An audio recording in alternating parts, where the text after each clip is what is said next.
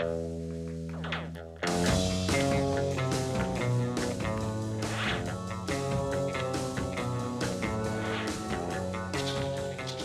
everyone, welcome to another video. James here with you, and this is a video which I've been wanting to make for a long time, and I've been putting it off, but I finally thought I would go with it, as I've just finished reading a book on the subject, rereading the book actually, and it's just made it all fresh in my mind and kind of stirred up some memories and emotions, so I thought I'd finally do it and make my Syd Barrett video.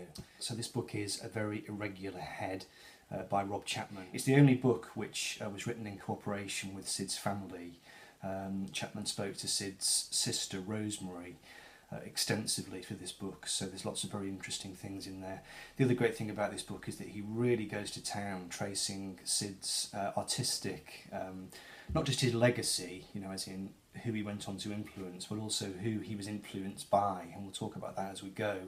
So just a quick kind of heads up about Syd Barrett. Obviously he was the original founding member of Pink Floyd. He gave the band their name. He got the name from the names of two obscure bluesmen. I think it was Pink Anderson and Floyd Council. Kind of lost the plot in the late 60s, recorded a couple of solo albums. He was ejected from the band, and you know, Pink Floyd went on to this vast and enormous fame and acclaim without him, and he kind of spent the last couple of decades of his life living in almost complete seclusion in Cambridge. So just a bit of quick personal history.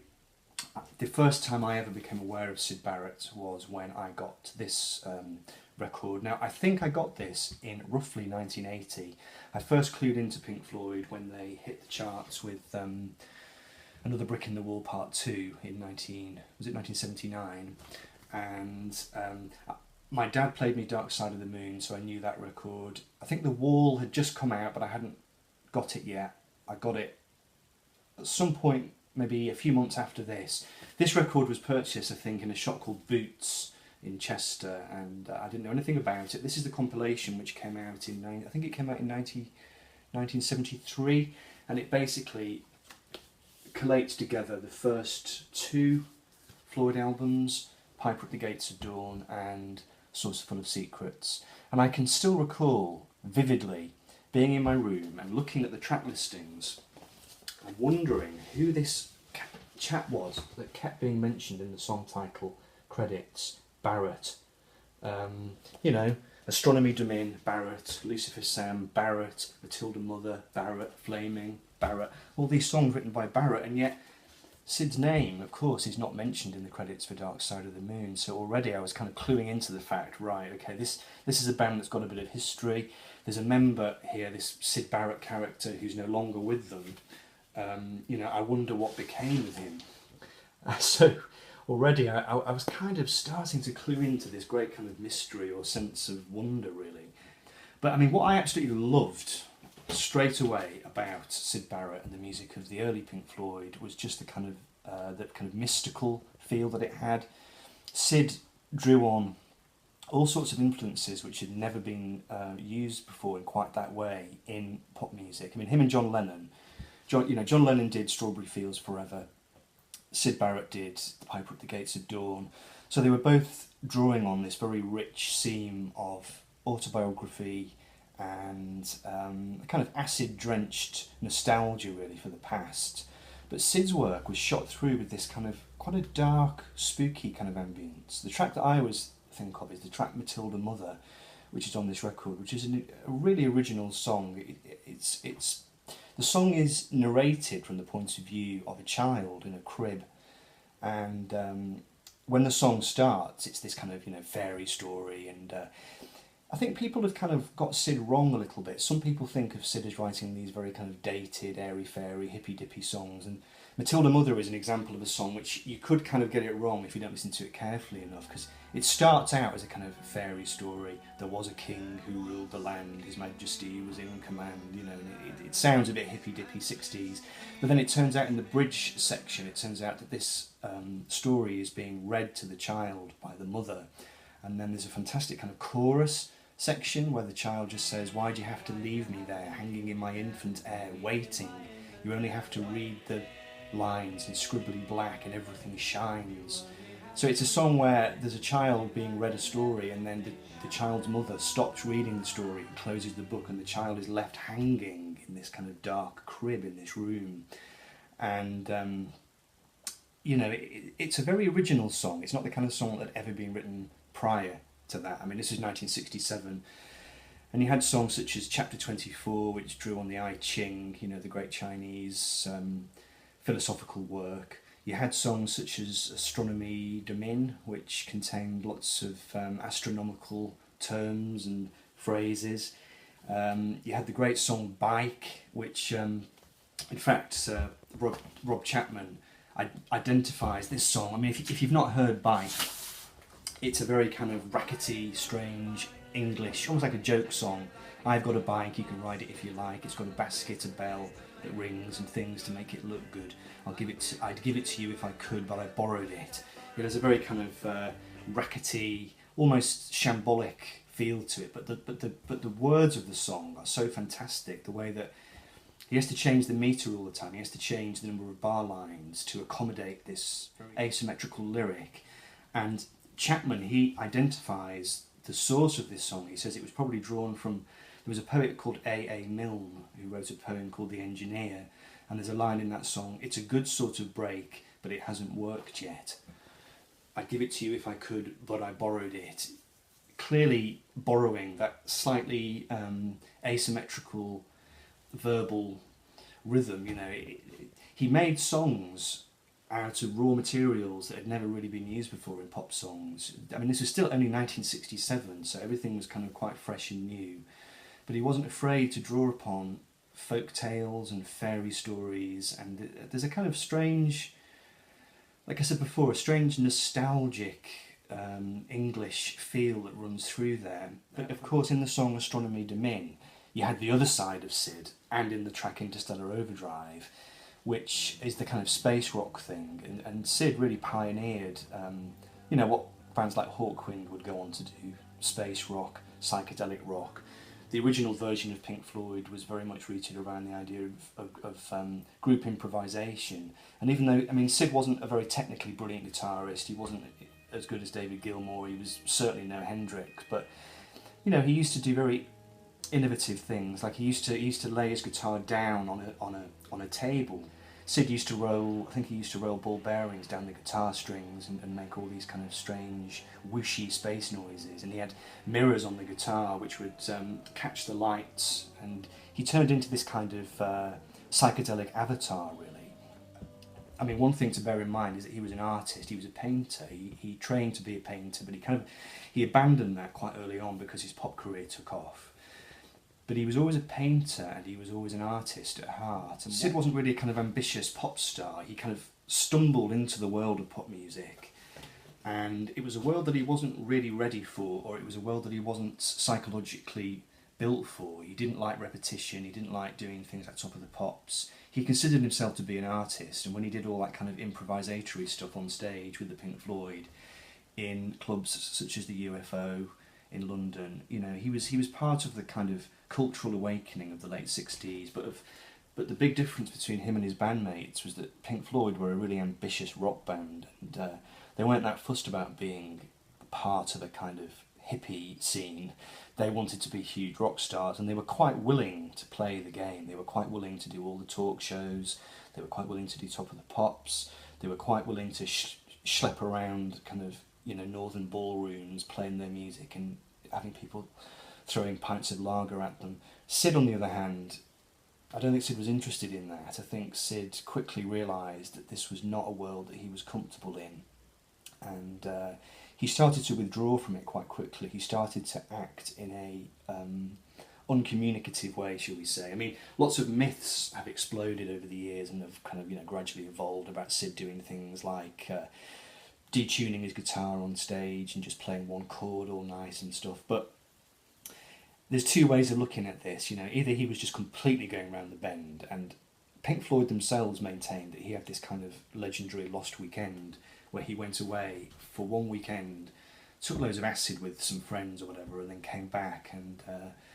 they described the effect as if a light had gone off in his eyes, because the one thing about kind of early Syd is that he was a very lively, outgoing person, a very lovable person, a very creative person. You know, he was somebody who could paint, who could draw, who could write songs, and the songs he wrote, he never had to labour over them. He just used to, you know, by all accounts, he would just pick up a guitar and start to sing, and it was all very easy for him.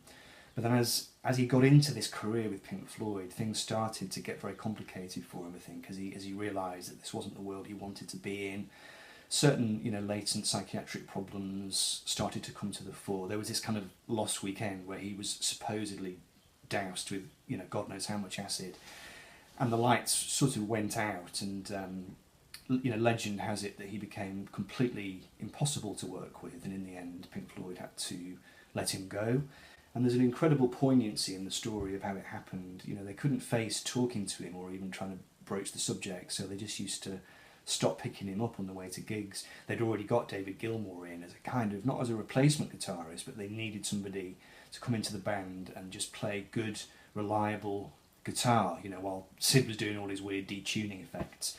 But it got to the point where they felt that he wasn't able to function in that context, so they just stopped picking him up. And I think, reading between the lines, this clearly had a devastating effect on Syd. It was coming at a time when he was already suffering from mental problems, and this was the band that he had formed. You know, he named the band, he was a pop star, he'd written the first two singles, Arnold Lane and See Emily Play, you know, both of which are absolutely fantastic, brilliant kind of early psych records, which kind of laid the groundwork for so much, you know, music that was going to come after.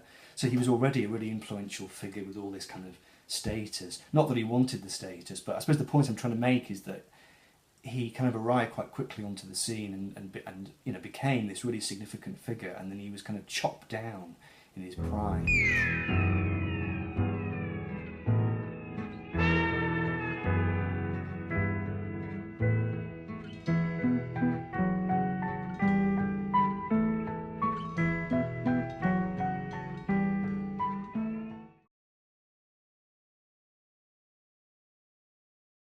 You know, he kind of went off and made a couple of solo albums. He made this album, The Madcap Laughs, in the late 1960s, and this is a really interesting record. It's sort of a game of two halves, really. There's some stuff on it which is fairly well advanced in terms of songwriting. There's a great song called Octopus, and Rob Chapman in this book, he does a brilliant job of identifying, you know, the sources for that song. There was an Elizabethan playwright and satirist called Thomas Nash, and he wrote a poem that contained the words "trip and go, heave and ho, up and down, to and fro," which bears an uncanny resemblance to the opening lines of Octopus. There's a line, "Hey ho, huff the Talbot," which comes from the Mother Goose rhyme, "Huff the Talbot and our cat Tib." There's references from Shakespeare's King Henry IV Part 2. There's lines from a John Clare poem, who was an English poet. There's ideas and themes taken from a poem by Sir Henry Newbolt from 1931. So this album is often characterised as this kind of incoherent stew of just rambling nonsense, but in fact Syd was doing quite a clever job at this point of weaving together things that he'd read in books. Again, it goes back to the thing that he did on Piper at the Gates of Dawn. He was able to reference things such as Kenneth Graham, Wind in the Willows, Isn't It Good to Be Lost in the Wood. So this aspect of his songwriting was kind of still alive and well. That literary, poetic side of him was still functioning. And, you know, half the album is kind of like that. It's, you know, he sets a James Joyce poem to music, and that's Golden Hair, you know, and it's really beautiful. And I think this myth has developed that he just completely lost the plot and just wasn't capable of doing anything worthwhile at all. And yet this album does contain moments of quite strange, fractured beauty. But then the other half of the album is what happened was the album was recorded by Malcolm Jones. It was produced by Malcolm Jones, and it took a long time to record, and eventually it kind of almost got shelved, and then they decided that they were going to try and finish it off. And David Gilmour and Roger Waters came in and they helped Syd to finish the record. And it became quite controversial because they included a kind of a run of songs towards the end where Syd was clearly having a bad time. And, you know, they'd kind of left things on the album which made Syd sound as if he was definitely losing the plot and going crazy. And they didn't do much with these songs. They didn't try and adorn them or do anything with the arrangements. It's very kind of raw and naked, and you can hear Syd losing the plot. You can hear him hitting bum notes, and you know they use snatches of talk between the studio floor and the control room, and it's kind of obvious that Syd is kind of losing his way really. And David Gilmour and Roger Waters have been accused over the years of, well, you know, people have said to them, why did you do that? I mean, you had this album that was, okay, it was clearly being made by somebody who was starting to go a little bit strange, but it was heading to be something which could have properly held its own as a kind of classic record, and then they included these very strange tracks at the end, and things they actually left off some things which they could have included and didn't. So say for example the song Opal, which finally surfaced on this CD. Really amazing song. If you haven't heard that, I mean, the version that exists, it's just a very slow, barren sounding song, very bleak sounding, very empty sounding. It's just Syd on the guitar, singing these very, very impressionistic lyrics, but which contain these incredibly vivid mental snapshots of a kind of scene of wilderness. On a distant shore, miles from land, stands the ebony totem in ebony sand, a dream in a mist of grey, on a far distant shore. But then it goes into this really haunting section at the end where he starts singing the words "I'm trying," and it just becomes incredibly dark, you know, really kind of powerful, bleak, empty kind of sound. It sounds like somebody who's gradually realising that they're kind of stranded in this dark mental space, and they're gradually becoming enmeshed in psychological illness, I suppose. And I think Syd was sort of aware that something quite bad and dark was happening to him, and he was still trying to express himself, but he was gradually losing focus. But anyway, so that's the controversy which does surround this album, The Madcap Laughs, and it is an album which I think is underrated in many ways. And you know, apart from those tracks towards the end, it's just a wonderful album, I think, and it contains some genuine moments of very fragile poetic beauty and a real emotional sense of creeping despair. You know, he sings the lines, "I tattooed my brain all the way." You know, Syd had a wonderful way with lyrics. On the second album, Barrett, which is the one where you really do start to hear him starting to kind of lose the plot, but it still contains some great material. The opening song, Baby Lemonade, opens with the lines, "In the sad town, cold iron hands clap the party of clowns outside."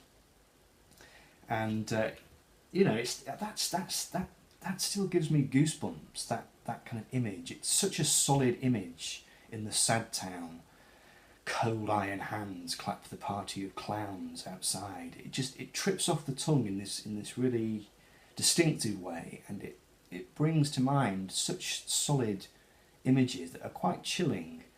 And that's not the only example. I mean, you have the brilliant song Dominoes, which uses this almost like a kind of metaphor or a symbol, you know, a game of dominoes as being something that you do just to while away the dark hours, and there's a kind of sense in the song, this great sense of foreboding, and you can almost hear the rain falling outside. I think Syd uses the line somewhere, grey rain falls far away.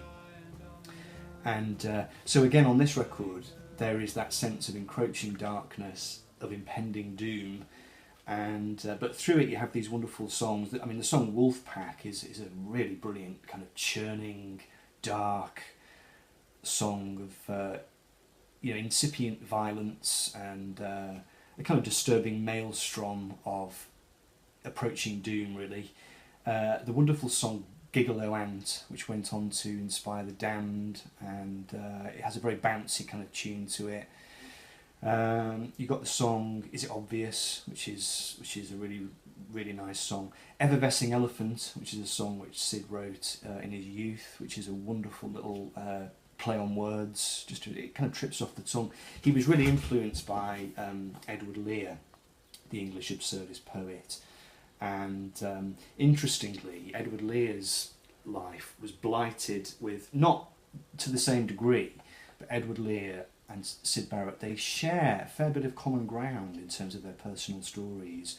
You know, Lear was a poet and an artist who gradually discovered he wasn't really made for the world of business and, you know, trying to sell his work commercially, and he kind of had all sorts of problems in his kind of later life, and it's quite spooky the way that mirrors Syd's experience. Yes, he is. Richard Wright plays keyboards on this record. I think it's Roger Waters who isn't on this one. Roger's on this one, or Roger helped to produce this one. On this album it's just David Gilmour and Rick Wright. So after Syd had done his piece, they would just basically go away and try and turn what he'd done into something which sounded like a record. But Syd himself was no longer capable of it kind of engaging with that process. And what they found was that Syd was not able to follow any instructions in the studio, and often it would be the first take that was the one that they would have to use, because he'd do a take of a song, and then if they tried to get him to do it again, he would basically just start doing strange things. He would kind of alter the guitar pattern, or he would change the vocal, flatten the vocal out, you know, lose the melody, and each time he did it again it would get worse and different, and 9 times out of 10 they would go back to the original take and realise that's the one we're going to have to use, because as far as Syd was concerned, you know, that was the one. Because I think Syd was an artist, he was a painter, he was very into kind of automatic writing and doing things the first time. It was really raw. It was what came out was what was going to go down onto the tape. There was no point trying to second guess, there was no point trying to get him to do things again. And this was why he was so kind of unsuited to the rock world that was about to dawn, you know, multi-track recording, Dark Side of the Moon, you know, doing things umpteen times, spending 6 months in the studio making a record. This was never going to be a situation that Syd could get on board with, any more than he was ever going to be able to do arena shows and stadium tours. He was just fundamentally unsuited to that whole world. So everything came crashing down. Mental illness, drug abuse, his talent started to dry up. In 1974, his old manager Peter Jenner tried to coax him back into the studio for one last album, and it was an unmitigated disaster. This book, Random Precision, Recording the Music of Syd Barrett, this is a really good book. It just goes into some detail about all the various Syd Barrett recording sessions, from the Pink Floyd days all the way through to this aborted album of 1974, where they kind of got Syd in, and Syd spent about 3 or 4 days just playing very generic blues riffs in the studio. And I mean, this was Abbey Road Studios, you know, they kind of booked Abbey Road for him, but it kind of gradually became clear that he had no songs and he didn't really want to be there.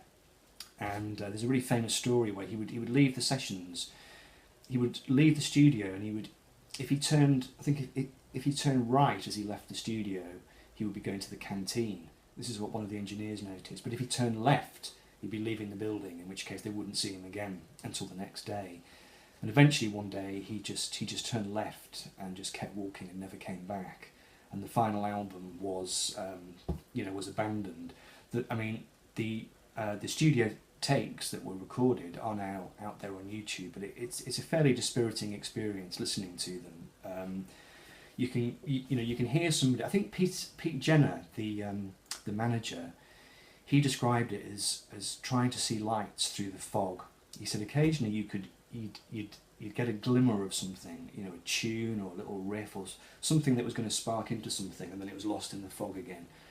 Syd was deeply uncommunicative by this point, wasn't interested in talking to anybody, and he basically, after that, in 1974, he just retired into seclusion and lived on the 9th floor of this very opulent mansion block Chelsea Cloisters in London, and he became rich on the back of albums such as this one, A Nice Pair, 1973 this was. Lots of royalties from that. David Bowie also covered See Emily Play on the album Pin-Ups, which brought in tons and tons of money. And what Syd would do is, well, he would buy lots of stuff. He would just buy TV sets and guitars, and then he would give them away. He would just pick up the phone and talk to the concierge guy on the gate of this apartment block and say, do you want this TV? I've just bought £800, and the guy would just come up and collect it. And he just blew all his money, and he lived completely on his own in this apartment block. Somebody tried to go and visit him. I think it was the guy from Hypnosis. The album designers went to visit Syd to try and get him to do a photo session or something. And Syd opened the door, and I think he'd shaved his head by this point, and maybe his eyebrows as well. And he just said to the guy, "Syd can't talk right now." And what was happening in that room, I think, over those years was that Syd was gradually unravelling his identity. I mean, his real name is Roger Barrett, and I think over those years, Syd just basically vanished into the fog. And what finally emerged from there was not the Syd Barrett that everybody had known. I mean, there's the really famous story of how he turned up at Abbey Road Studios in 1975 when the band was recording Wish You Were Here, and nobody recognised him. He was fat, overweight, he shaved his head, and I think the band were really upset by this. They were kind of virtually in tears, and that was the last time that they ever saw him. So he kind of ended up back in Cambridge anyway in 1982, had a mental breakdown. He was hospitalised for a while, but they couldn't really find any medical help for him. But he did eventually kind of fight his way back to a sort of, not a recovered state, but he kind of rediscovered painting basically, and he lived out the last couple of decades of his life just living quietly in Cambridge, painting. But what he used to do is he used to destroy the canvases after he painted them. He would do the painting, he would take a photograph of the painting, and then he would destroy the painting. So again, it kind of goes back to that kind of very precious artistic temperament where he wasn't interested in validation. He didn't care that nobody was ever going to see these works. He didn't want people to see them. For Syd, or for Roger, what was important was the artistic impulse and the realisation of that impulse. And that was really all he kind of cared about. His sister looked after him for the last maybe 20 years of his life. She was the only person who he had any real dealings with, and David Gilmour helped to make sure that the royalties were coming through for him, so he lived very comfortably. I think he earned a lot of money over those years. He had songs on the Echoes box set which made him hundreds of thousands of pounds, if not millions. So he didn't do badly at all, but obviously it's a kind of tragic story in many ways, and it's a story which I find just deeply, deeply compelling. Apart from the fact that I love the music, really the important thing that I want to finish with is just Syd's legacy. Lots of people don't appreciate him anymore, but the legacy that he had was incredible. I mean, he influenced so many people, not just musically, but just in terms of visually. Look at Robert Smith from The Cure. So many people from Julian Cope loved him. The punks loved Syd. John Lydon. There's a rumour that Sid Vicious actually named himself after Syd. The Damned wanted the Syd to produce one of their albums, but obviously he wasn't able to do it. They had to get Nick Mason to do it instead. All the way through to people like Primal Scream and Bobby Gillespie, and even in the acid house movement, you had bands who were doing Floydian things that were clearly cut from the same cloth as Syd Barrett. There was quite a notable tribute album which contained tracks by bands like the Mock Turtles and people like that. And even though Syd was living in complete obscurity in Cambridge, he was constantly pestered by pilgrims, coming to visit the house, and that was the strange dichotomy. He was this massive rock and roll star with this enormous legend, and yet he just lived very quietly and was a very normal, well, not normal, but he kind of chose to live a very, very quiet, normal life, and he completely separated himself from the identity which that he had in the 60s, and he kind of ended his life as Roger Barrett, not as Syd. Anyway, I hope you enjoyed that. Just wanted to finally do a video on Syd and talk about him a little bit. He is one of my all-time favourite artists, and that's why I wanted to come on and share my experiences and to talk about him and pay tribute to him. So, hope you enjoyed the video. Leave some comments below and see you on the next video.